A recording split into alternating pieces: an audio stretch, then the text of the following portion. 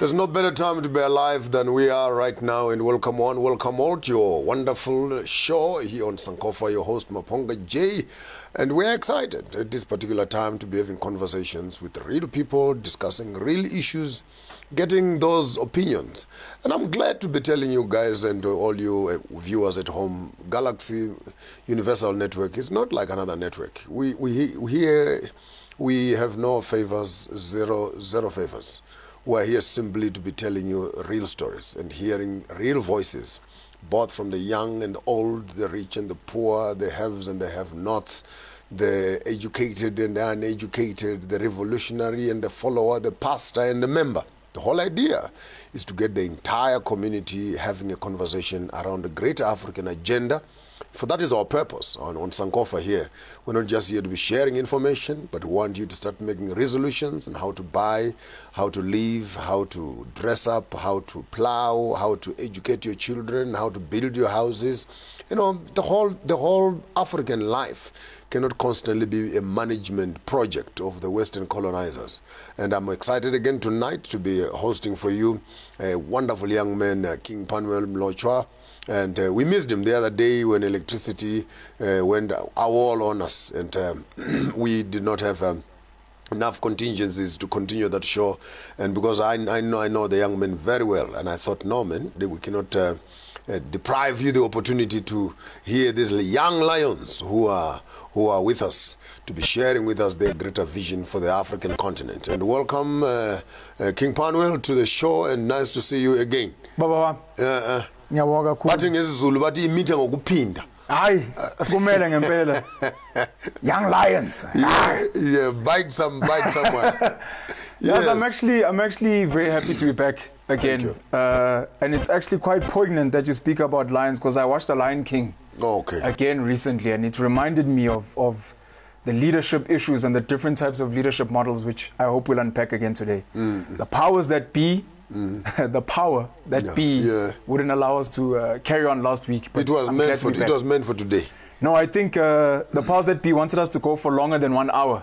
So they gave us 20 minutes last week and another hour today. So it is, we have full time. Yes. Let's shoot right straight, and we can actually have more time to have our conversation quite enriched. To start the program, maybe it's just not for those who missed up the first show. Yes. It would be nice for you just to give us a quick rundown. Who is Penuel? Who is King Penuel? Where is he coming from? What is he doing? Just we can get that out of the way. Yes. Then we can get down to the meat. No, not a problem. So I'm a young man still, luckily. Okay. Studied under the colonial systems, as it were. I've got degrees from Rhodes University and the University of Johannesburg, worked in banking, decided to take the leap and build my own business. And in this whole journey, I realized, or I learned, or I was conscientized into the struggles that so many people share. And I think I found it within myself what people call a calling, that I'm destined for more than just being an employee, just being a business owner. So since then, I've taken on the journey of learning about our people, learning about history, learning about some of the leaders we've had who have gotten us somewhere, but not exactly where we need to be.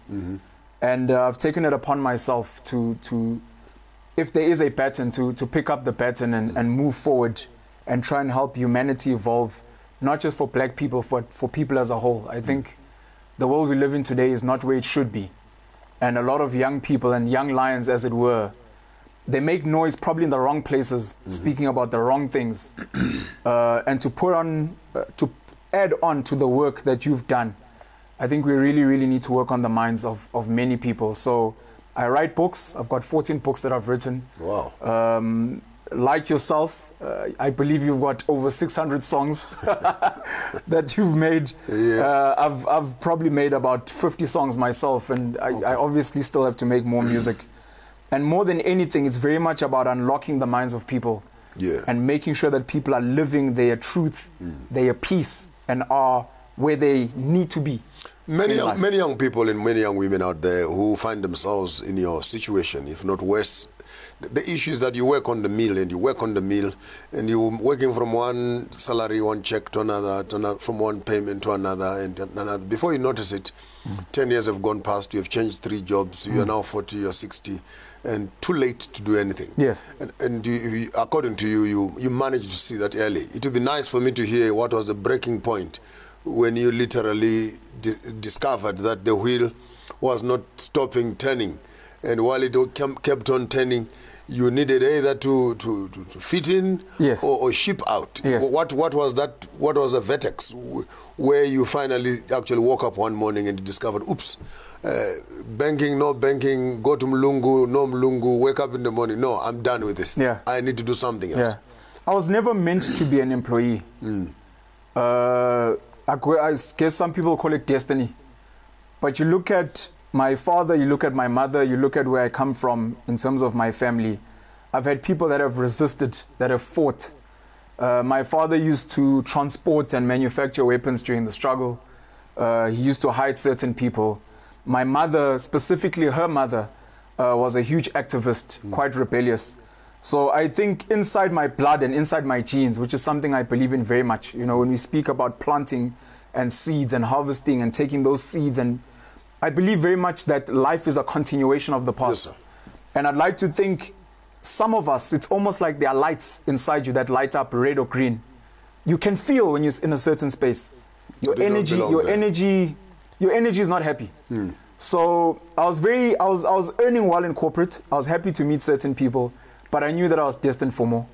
I went into business and I've got a very inquisitive mind. The fact that I managed to meet you is because I have a genuine, deep love and passion for meeting people that I can feel are influential, because I believe, like I said, it's my calling.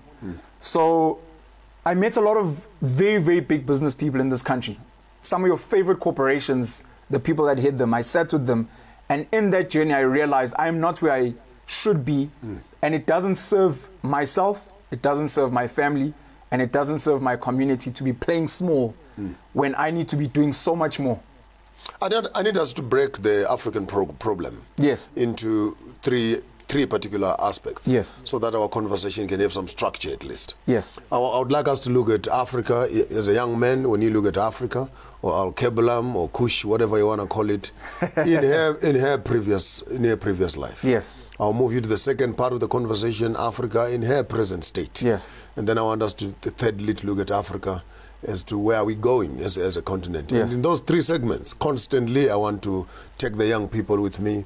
I want to take the children with me. Yes. I want to take the old people with me. And we keep on asking the same questions 3 times 100%. across the terrain. So maybe let's start right at the bottom so that we can have an appreciation of our history, our culture, our past. What is it that when you look at Africa in her past, what do you see there? And maybe possibly I want you to catapult a few issues from there, which you can take to the president and say, okay, take a little bit of that. A man going on a camp out, for example, you know what tools you need for the camp out. You don't just wake up and say, I'm going to sleep in the bush. You want to just know, with nothing before you leave home. And unfortunately for some young people, yes, they think that life is just about going. No, of course. Bugger off, leave everything. Let's of go. Course. And you discover, hey, where are you going? There where you're going, you need a swimming trunk, you need an axe, you need a knife, you need matches. Now we are there in the midst of the bush, all of a sudden, oops, we left so much behind. We left those things at home. So I want you to become reflective as a young person. We left those things at home. And so when you look back into Africa, when you look back where we are coming from, who are we as African people? The African past, when we study it today, almost looks like the future, which is quite fascinating because we have been sold this concept of civilization, which we are realizing very quickly is very destructive. And we're starting to realize that in the past lie, to what you're saying, some of the tools of how to live the best life that we can. The past was beautiful in the way that it's sold. You know, it's a conversation we're not having, some of the bad things that happened in the past, before white people came. But we worked with nature, which, funny enough now, the same people that oppressed and broke and stole our things are bringing back organic and solar. Things that we had, that we understood. They're going back to aligning with the stars, Today you've got what's called these people, these white Hollywood people that speak with the dead. It's now become reality TV. We have been doing that, and they call it barbaric. Patrick Swayze lava doing it. Or ghost. Yeah, or ghost. You know, so our past was very beautiful, and it was very practical, and it was very sustainable. We worked with the land, we worked with the animals, and we consumed what we needed. We were not wasteful to what we're seeing today. A third of the food that we have ends up going to waste, precisely because people don't have or don't eat enough of it, and it ends up being thrown away. The tools that you're speaking about lie in something called human libraries. We are not, to what you're saying, we leave rural areas, we leave townships, and we rush to the cities. We are not going back home and sitting down with our grandfathers, with our grandmothers, and just asking basic questions. How do I do this? How do I? We live in a COVID era now, and umhlonyan is now the buzzword for young kids, which is something that the elders have known for a long time. Women that can't fall pregnant, men that are struggling with certain issues. We have had solutions for those things. And like I said, it's almost like the past is now becoming the future because we're going back. All the way to things like economics. Black people are starting to go back to stokvels and creating these small community banks. You know, and Professor Mohammed Yunus in Bangladesh created Grameen Bank, which I think is one of the solutions for Africans they should be looking into. Having small communal savings clubs where you don't need red tape. You don't need to be sending things because you're loaning from the same 50 people you live with in a community. Again, this is our past. We're not reading the books. Where we study the stuff we're consuming today almost demonizes the past. And everyone is worried about coding, artificial intelligence, etc. And if you've ever watched the movie The Matrix, you realize we're almost inevitably going into a dark hole of self-destruction. Wow. So I think as far as the past is concerned, that's one of the things we need to consider. The past may be the future. And then we need to be very wary, even though we need to listen to the old people. There are certain old people who have been contaminated by the colonizers that came, and they fully believe that if it's not for white education and white jobs, we won't get anywhere. And those are unfortunately some of the people that we will have to fight. You've picked up quite a number of issues. You've picked up on agriculture. Yes. You've picked up on business. You've picked up on indigenous knowledge systems. You've also picked up on education. Yes. And quite key. So I'm listening quite attentively. Quite key in terms of the past that we are coming from. And how do you think all these elements that you have mentioned created the ancient people through which we have come to become what we are? Yes. I want you to synchronize all this information so that we can loop it up. But I want us to pick up all that into the present time which we are now living in and say, as a present generation, how are we going to be responding economically, presently? How must we respond politically? How must we be responding religiously? How must we be responding economically? When we are back on top of the break, we shall be having gloves off with King Penuel here as he unpacks the present for us, looking at the tools that he has picked up in the past and from the past and beginning to make sense of our present day. Your host, Maponga J, my guest, King Penuel Mlocho on your show, Sankofa. Don't go away. We'll be back right after the break.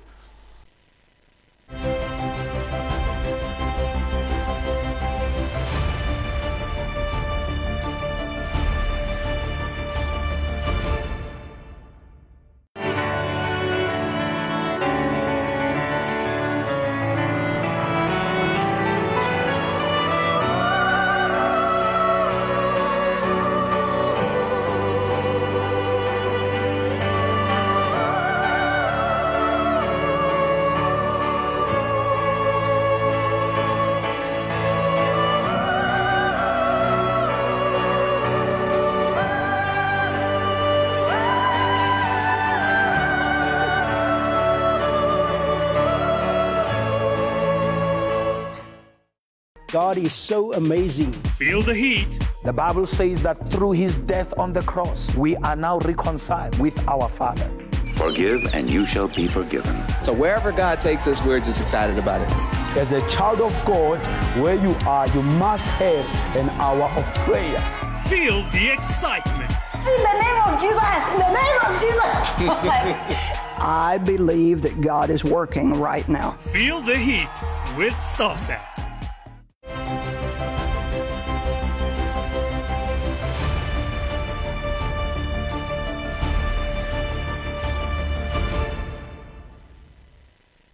Welcome back, welcome back. We still have King Penuel with us on the couch here, taking us through some of the quite interesting information that is releasing for us in terms of packaging, looking back and collecting information and tools from the past, which you must implement in the present. Here you are, in the 21st century, 2020. Yes. When you are looking at it as a young man, what do you see? We're in a new millennium. Yeah.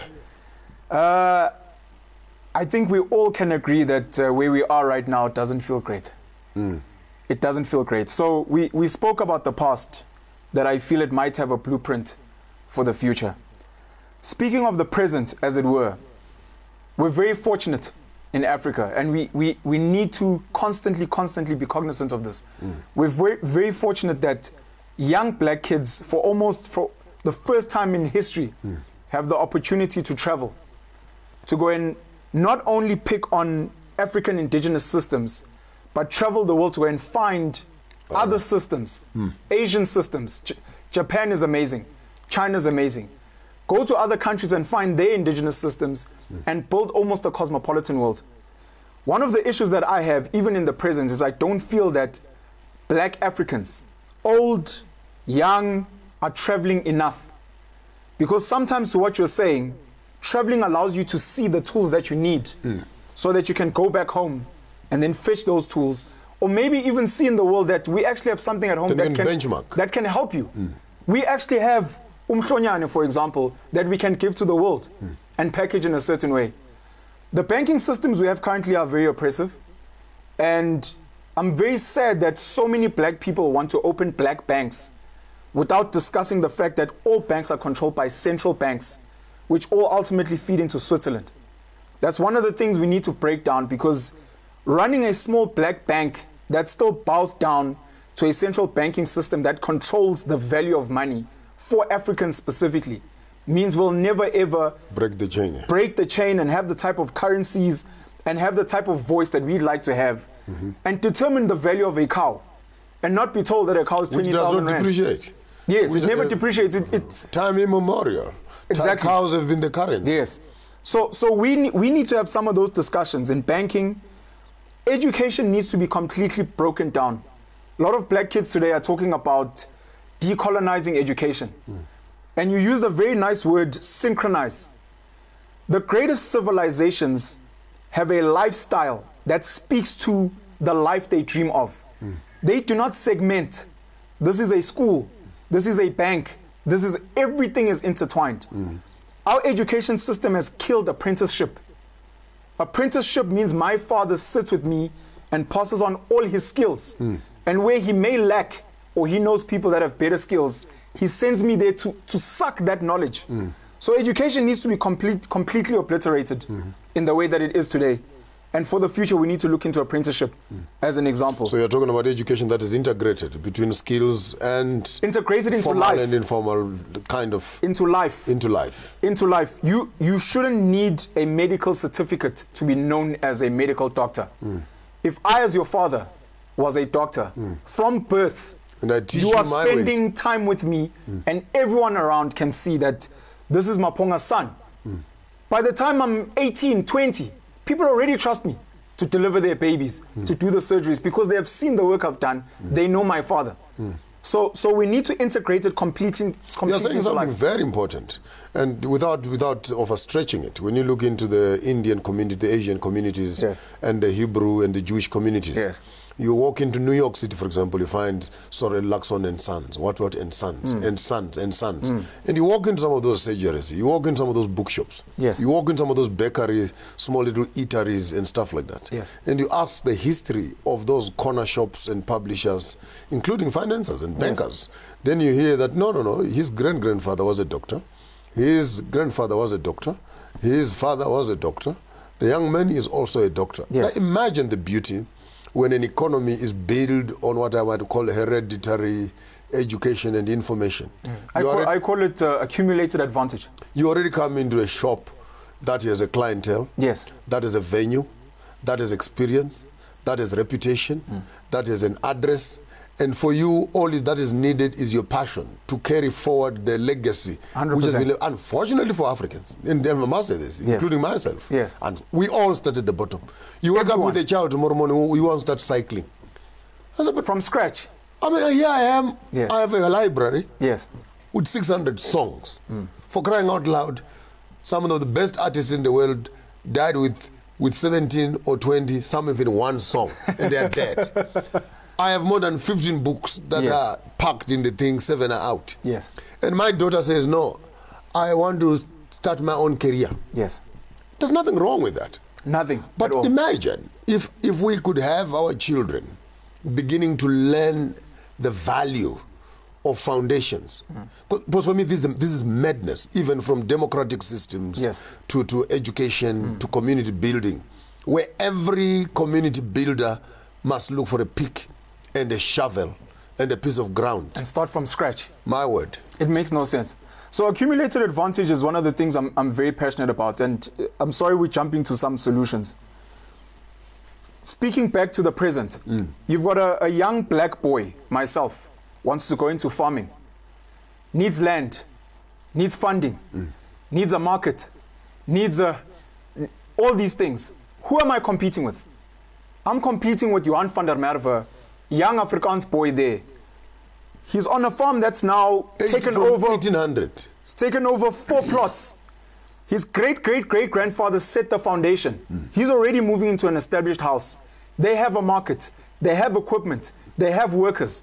And how do you compete when you're constantly, like you said, that's a difference between equity and equality. Yes. You know, and when you are talking of one starting already at 100 meters, yes, and one starting at 0, yes, and they're supposed to compete competitively. Can never happen. It can never happen. It can never happen because already, and I think I need you to make people put some extension. Yes. You call it accumulative advantage. Yes. But build this thought for me of this legacy story, this legacy that parents must leave for their children. Yes. What do you want to tell young people out there, young boys and girls, who are right now looking for careers, yes, and their fathers and mothers are running successful careers? The libraries in their homes are already full of books, research papers, reputation, and everything is there. A young boy who wakes up in the morning and says, Dad, I've decided what I want to do.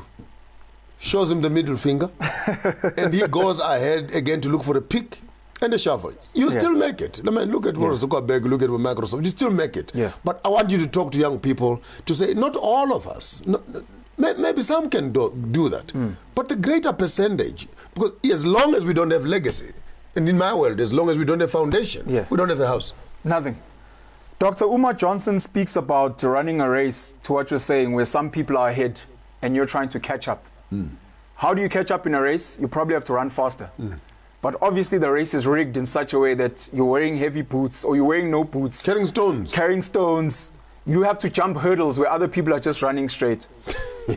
One of the things I speak about for black people in particular, black Africans, trying to create equity, equality, we need to begin looking for shortcuts. Shortcuts are some of these demonized words like nepotism. A shortcut, speaking of foundation, speaking of legacy, says, you want to cycle, that's good.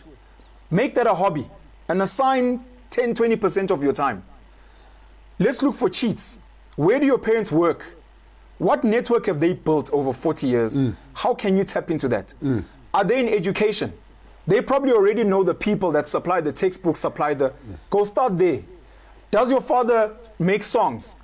Start there and use them as samples for new music. You've already got assets. You know, starting from scratch. If I have 600 songs that belong to my father, that means I can sell them and earn royalties and almost not have to make any music ever again. Go on retirement. That's a cheat. No, but this is your father's music. I hear you. Standing in your father's shadow. Yes, because I'm my father. I am him. I'm an extension of him. There are these small little stupid slogans that kids collect at school. Hey, I'm a champion, a master, a captain of my own ship. Yes. And they recite those little poems. Yes. And Self-made. They come back home and they look at you and they almost want to size you up that, man, old man, I'm going to beat you. Yes. Where does competition come from when we must be complimenting each other? Someone decided that we need to compete with each other, especially as family. I was having a discussion last week. It's the most tragic thing. One of the things that young kids specifically need to do, your mother worked in the kitchens. She never had a chance to get a great education. You did. Every time you speak to your mother, every time you come home, this is the other thing we need to understand. Education is not it's not in one direction. Go back home and teach your mother. Let her be the neighborhood doctor because you're studying medicine. Similarly, she must teach you so that, to what you're saying, you're not starting on level 0. To share an experience, I was born on the shoulders of the servants that worked at home. Yes. My father had a big farm. Yes. This is way in the 60s. But when war came, we lost everything. And I was reduced from a bus son into a normal child. Yes. Where we're starting from scratch in money. Yes. A few years later, by the time I was supposed to start my high school, for example, we'd lost everything. I was reduced, my life took a downturn. Yes. I was now selling oranges and apples and eggs at bus stops to the buses and etc. My mother was running a small little supermarket. But I can tell you stuff that I learned then on customer issues, counting stock, preserving foods that must be sold the following day, going to the market early, selecting good vegetables. Yes. It might look like a mundane job, but you come back by the time you are beginning to do your own things. The principles that you learn even from the most primitive, quote unquote, primitive structures of African education are valueless. We call it an MBA, case study. And you had on-the-job training. When someone speaks customer service, that's something you experience and not read in a book. Yeah. So I think that's very important, and it's something that we're missing on, and something that we have to fix. And my father was a salesman, selling books. Had I known, I would not have bothered my life doing anything else. I should have just gone publishing. Jumped into books at an early age. No, look at it. Yes. I've gone full circle. That's exactly what it is. I'm back again to publishing exactly what my father was doing. 100%. After the break, King Penuel will be taking us through some economic and financial systems that we can put in place to change our environment and the greater African continent to what we want it to be. Don't go away. We'll be back right after the break.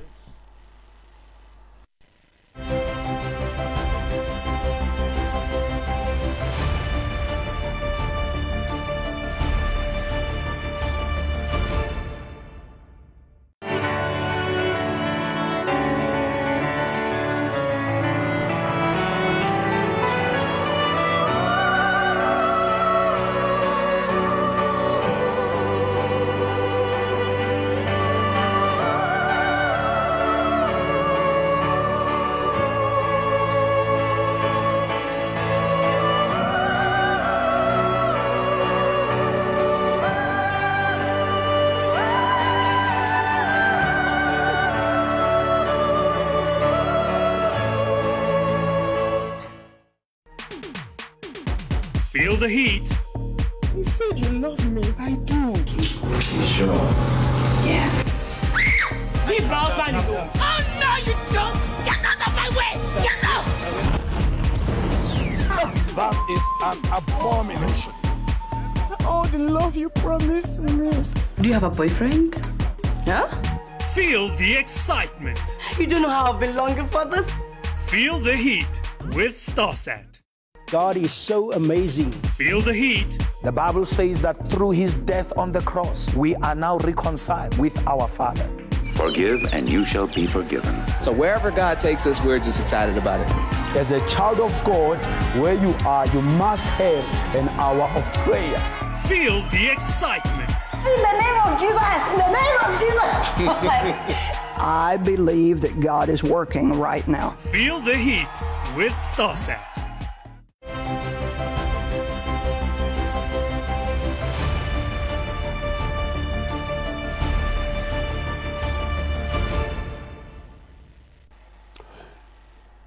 there is anything that drives the country, it is the economic structures. And unfortunately, many of the African economies are not built on indigenous knowledge systems of sharing and growing and eating together. And when I grew up in the old villages, times past 10, 11, 12 of us, my grandmother did not need to be looking for 14 plates to be feeding 14 boys. She would just have 2 separate plates, 2 sets, 7 over there, 7 over there, and well balanced. A few big boys there, a few big boys there, and a few small boys, and on this big one plate, we would all eat together. Yes. And we grew up like that. Yes. The trousers that were hanging in the wardrobe, the one who wakes up early gets the trousers. Is the one who gets the trousers. Now we wake up these days, a child says, my spoon, my fork, my plate, yes, my bed, yes, my daddy, my mommy, my what? And I look, and I got kids now, and I look and giggle when I hear girls fighting over a belt. And there are 16 belts and I'm saying, honestly, I really feel like an old, croaky old man. And I say, okay, are you fighting? He said, can't you take the other one? No, I want this one. You know, that kind of thing. In your own space. I'm using that illustration. I love the metaphor of sharing a meal, sharing economies, sharing resources. Yes, sir. Please carry on. Because I want to build on that. It's me who must interview you now. Oh, but the whole idea is when you are eating in one big plate, and young boys won't understand this. Yes. But because I grew up there, yes, I can share something with you. There's pap there and what, and there's yes, whatever, two, 3 dishes. If there's yes, one, then there's meat in different sizes. Now, the older brother is the one who grabs the biggest piece. Yes. Okay. Then order. Yes. Follows 7 of you. Yes. Most likely the youngest guy on the plate is the one who gets the smallest piece. Yes. Now, if you are looking from outside, you say the system is abusive. 100%. But guess what would happen? The oldest brother, who has the biggest piece, yes, now breaks his piece, yes, and shares with 100% with the youngest brother. And if the piece is not big enough, yes, the second in command must also break a smaller piece, yes, and give the other one. And by the time we're eating, it's all equal. We start eating. Yeah. Guess who must stand first? The older brother, yes, must leave the plate. Let the second one. It was illegal, yes, that you leave the young boy with nothing in the plate. Yes. You know, the big boys never cleaned up the plates. No. So that there was nothing left. No. I see lots of order. It might look and well cascaded. And the boy ends up there with all the food and the leftover, yes, and all the broth. So we even knew how, and you look at the animal world, for example, yes, how a big lion would eat its big piece and the softer parts, and then sometimes even allows the females. Yes. And that kind of order, which I kind of feel, the more we study nature and the natural way we're doing things, maybe we've come up with something. You as a young man, how do you respond to that? To what you're saying, looking from outside, and what you mean by looking from outside is looking from a colonial, white, capitalist view. A lot of the things we do as Africans look bad. We oppress our women. Why are women in the house? Why are they? But once you look with the African eye to what you're saying, there's so much order and balance. Science. And what we call oppressing women, you realize with an African eye that it's actually the women that dominate the households.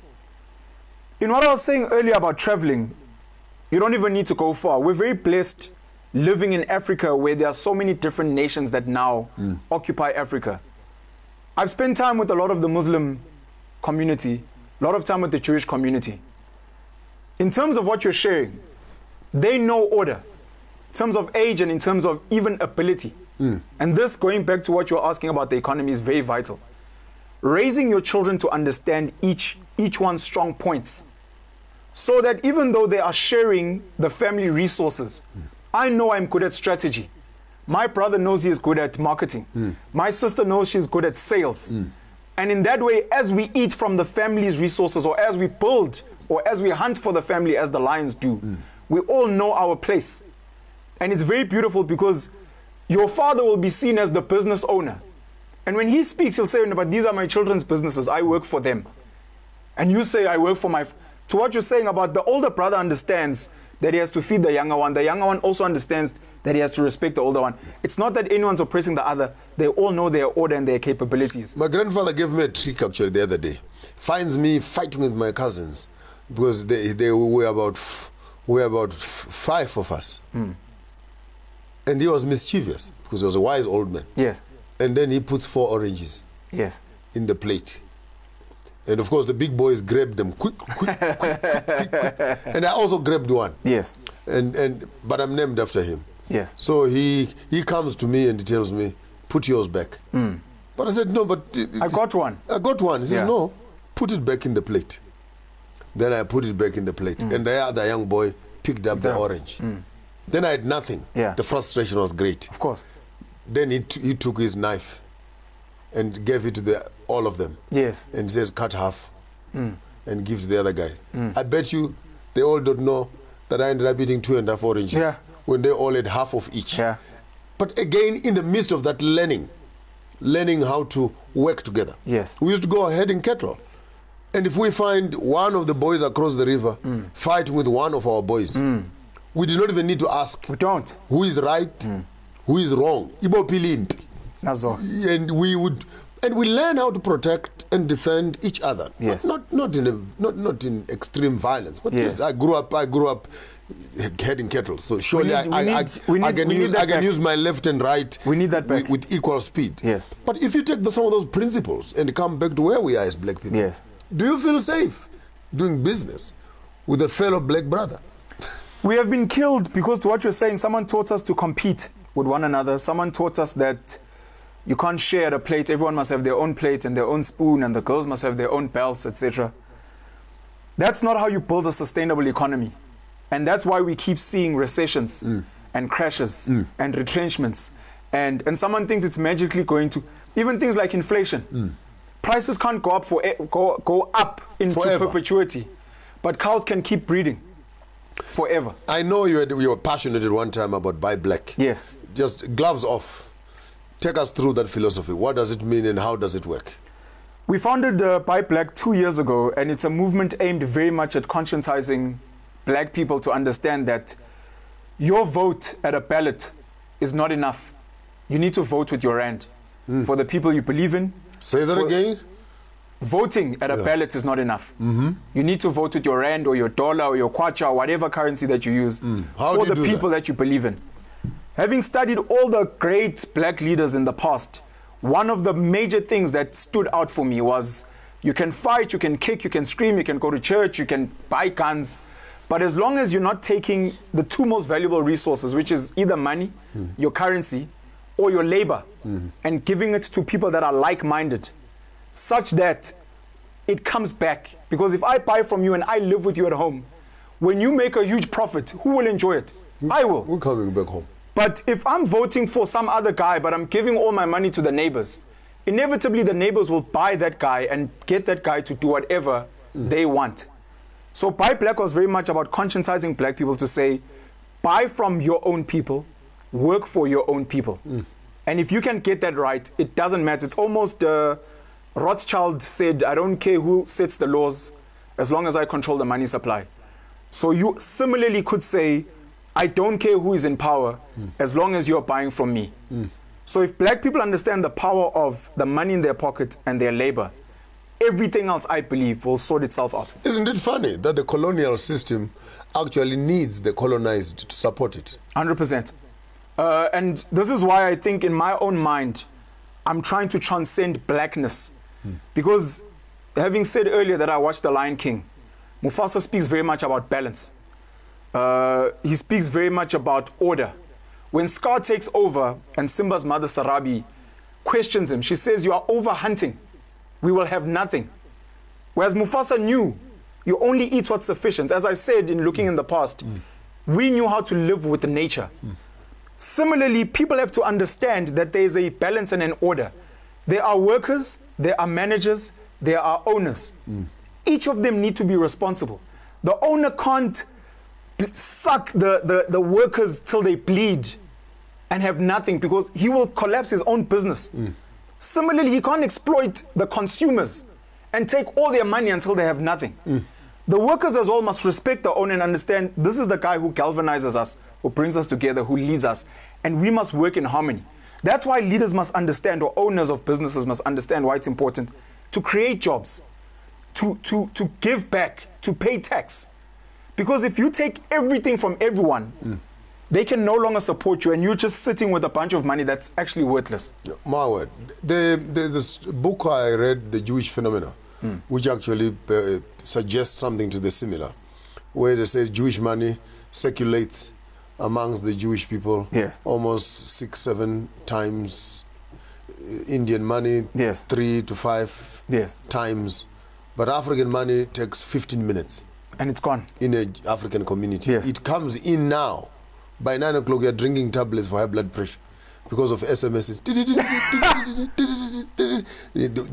They're all just pulling it off. And to show off that you got some money, then you must get down to the expensive shops. Of course. And buy the Flosham shoes, and buy the two-tone shoes, and buy the top brands that are in the high street, which even the people who have the money don't think that it is a worthwhile investment to buy this kind of goods. So two very important things. Number one, we need to go into manufacturing and farming. Manufacturing and farming is not a huge factory and a huge farm. When you go to China and you look at what they call factories, it's a small room, 5 people that are making things. We need to go back to making things, because once you make things, people can then buy those things from you. We need to farm in a very small patch. You can get 20, 15 spinach bunches or cabbage, etc. Also very important, because the danger, food security, and even making things, making furniture, things we could do, like I saw benches. That when I was in Senegal and I was in Kenya, and the furniture, the beds, the doors that you see there, solid, genuine stuff. They make them themselves. In Uganda, solid, heavy stuff. And you look at this skill and say, all you need here is just a packaging of these carpenters, and create an external market where you can actually they can export this. 100%. There was a man, a doctor at Massachusetts, who is from Kenya. If he should see that this bed is from Kikuyu land, don't you think there's a sentimental value to say, 100%. Why must I buy this one from Taiwan when I can buy it from home? When I can sleep on a bed that comes from home, you know, that, and leverage on that. 100%. Yeah. So the first part is we need to farm. We need to make things. Make things. Secondly, this concept of money circulating in Jewish and Asian and then not circulating in black circles. Part of the problem is our reliance on money that we don't own and whose value we don't have an influence on. I would like to challenge, especially young people, to begin studying, again, going back to the past as a blueprint, bartering, such that if you're making a bench, I educate your children, I feed you. If you wash my car, such that if ever someone comes and criticizes and says, money didn't circulate here, we'll say, money may not have, but value circulated. When you come back after the break, we'll allow King Penuel to take us through into the political terrain and the quality of decisions that our politicians must be making to couch, design, improve the systems that we are now living in, so that we can begin to challenge the 21st century and beyond, and participate actively into this global village. Don't go away. We'll be back right after the break. Your program, Sankofa.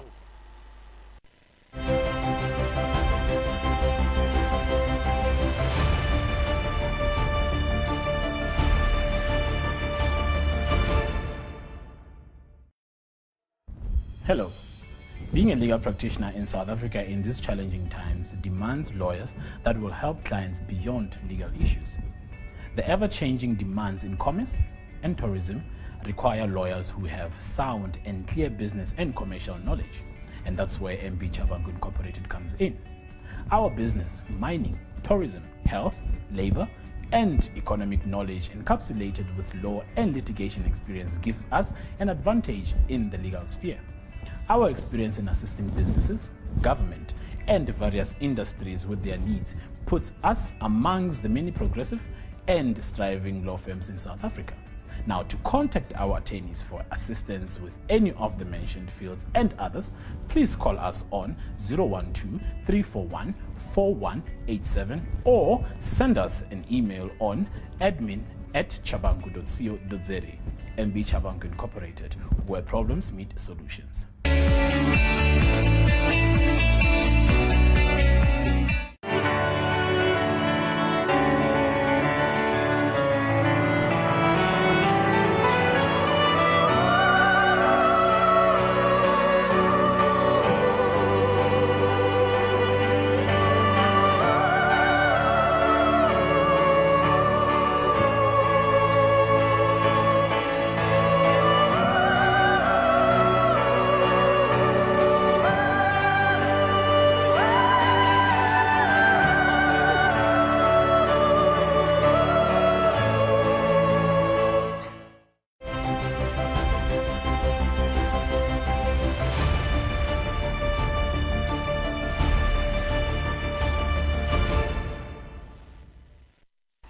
Thank you once more for giving us access into your private spaces as we are here on your program Sankofa with our guest, King Penuel.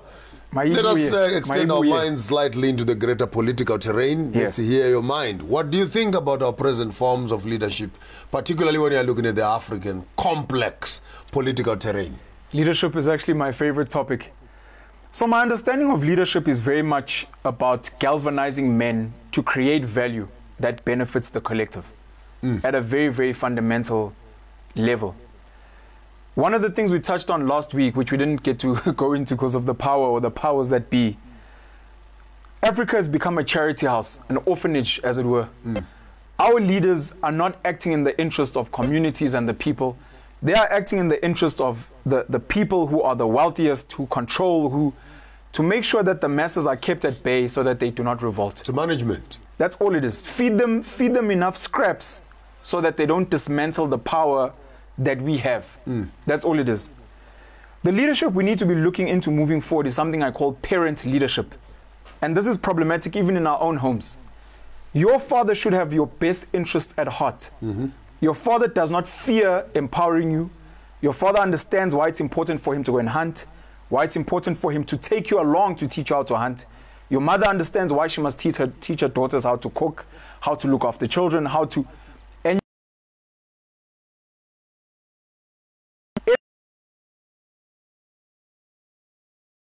my children. And my children must take on from what I have to build for the future, for everyone's benefit, so that when I'm an old man, I'm not petrified of leaving Parliament.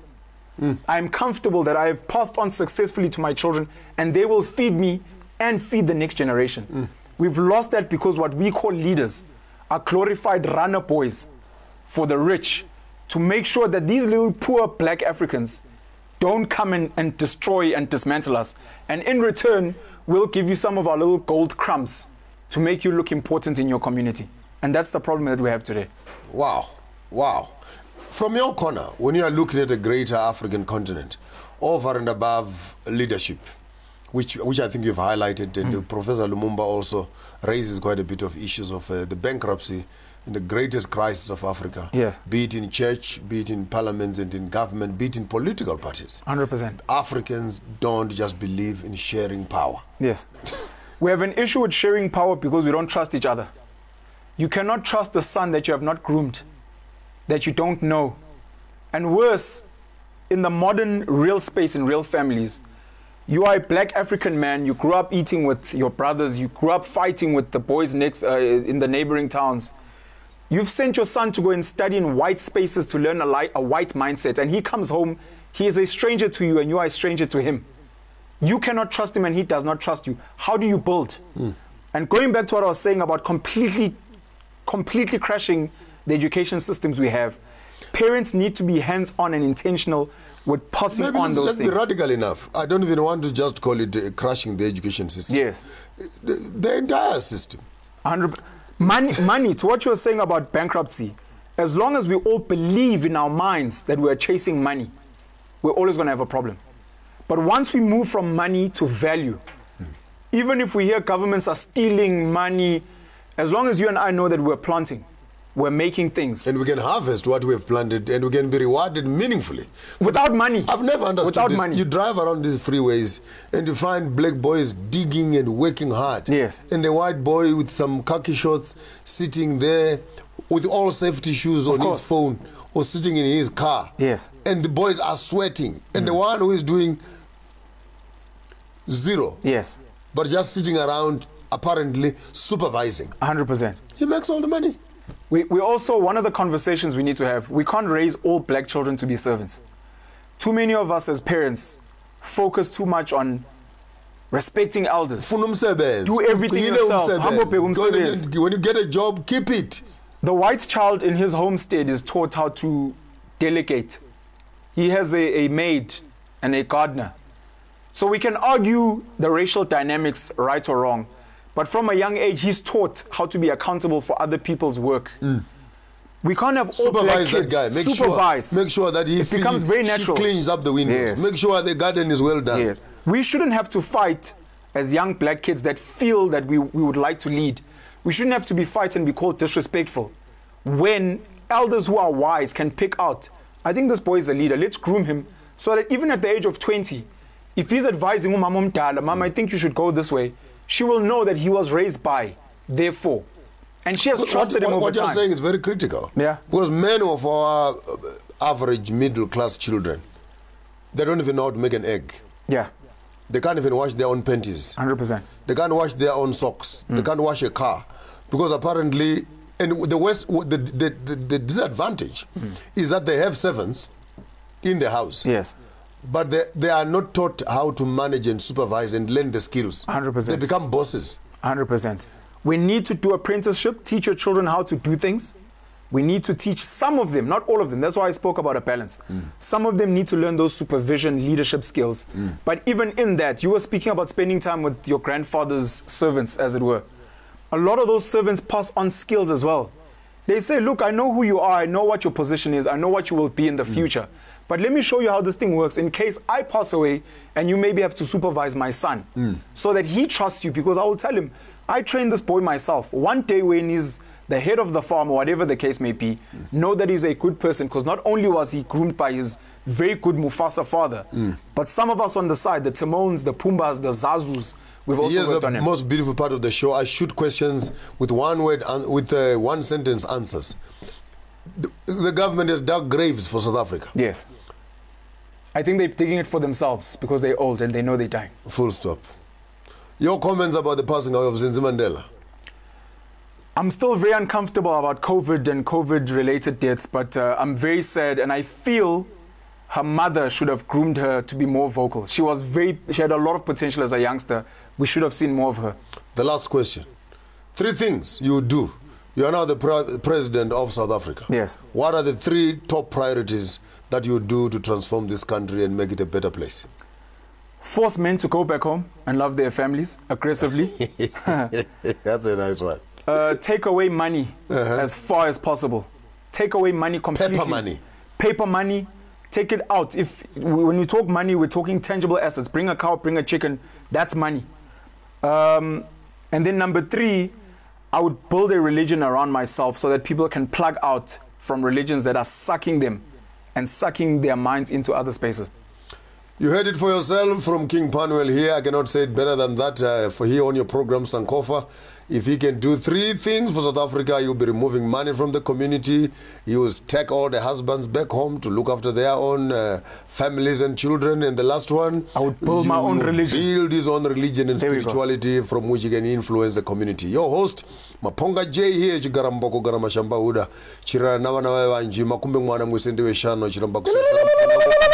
Wane masha kumagaro chiramba kusisa wana mugaranda guta makumba wana we shanu. Until we see you again, Chiwere we meet your source. Have yourself a wonderful evening. Don't do what I wouldn't do. If you do it better.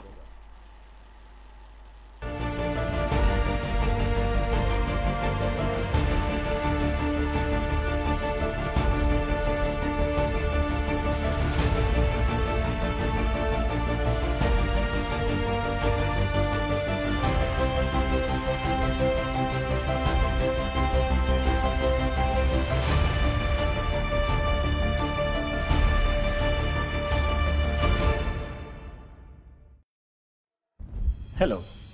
Being a legal practitioner in South Africa in these challenging times demands lawyers that will help clients beyond legal issues. The ever-changing demands in commerce and tourism require lawyers who have sound and clear business and commercial knowledge. And that's where MB Chabangu Incorporated comes in. Our business, mining, tourism, health, labor, and economic knowledge encapsulated with law and litigation experience gives us an advantage in the legal sphere. Our experience in assisting businesses, government, and various industries with their needs puts us amongst the many progressive and striving law firms in South Africa. Now, to contact our attorneys for assistance with any of the mentioned fields and others, please call us on 012-341-4187 or send us an email on admin@chabangu.co.za. MB Chabangu Incorporated, where problems meet solutions.